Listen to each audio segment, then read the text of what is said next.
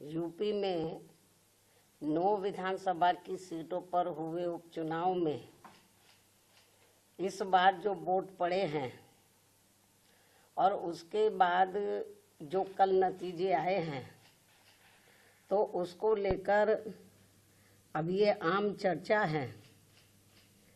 मैं खुद नहीं कह रही हूँ, ये लोगों में आम चर्चा है कि पहले देश में बैलेट पेपर के जरिए चुनाव जीतने के लिए सत्ता का दुरुपयोग करके फर्जी वोट डाले जाते थे, और अब तो ईवीएम के जरिए भी ये कार्य किया जा रहा है, जो लोकतंत्र के लिए बड़े दुख व चिंता की बात है।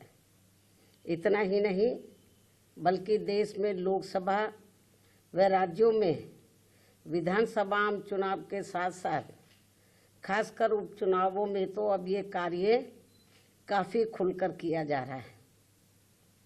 और ये सब हमें हाल ही में हुए यूपी के उपचुनाव में काफ़ी कुछ देखने के लिए मिला है।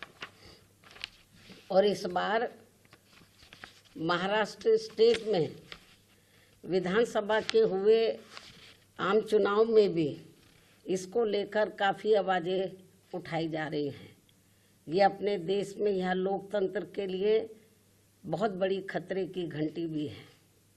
ऐसी स्थिति में अब हमारी पार्टी ने ये फैसला लिया है कि जब तक देश में फर्जी वोटों को डालने से रोकने के लिए देश के चुनाव आयोग द्वारा कोई सख्त कदम नहीं उठाए जाते हैं, तो तब तक हमारी पार्टी देश में खासकर अब कोई भी उपचुनाव नहीं लड़ेगी। मैं उपचुनाव की बात कर रही हूँ, बाई इलेक्शन की। तो तब तक हमारी पार्टी देश में खासकर अब कोई भी उपचुनाव नहीं लड़ेगी।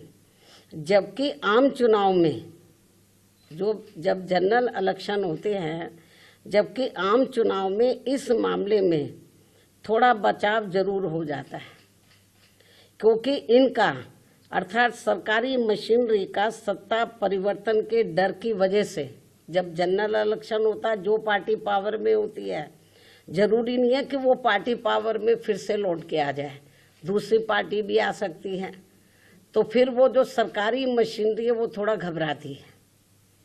जबकि आम चुनाव में इस मामले में थोड़ा बचाव जरूर हो जाता है, क्योंकि इनका अर्थात सरकारी मशीनरी का सत्ता परिवर्तन के डर की वजह से आम चुनाव में इनका जनता पर कोई ज़्यादा दबाव या डर आदि नहीं होता है,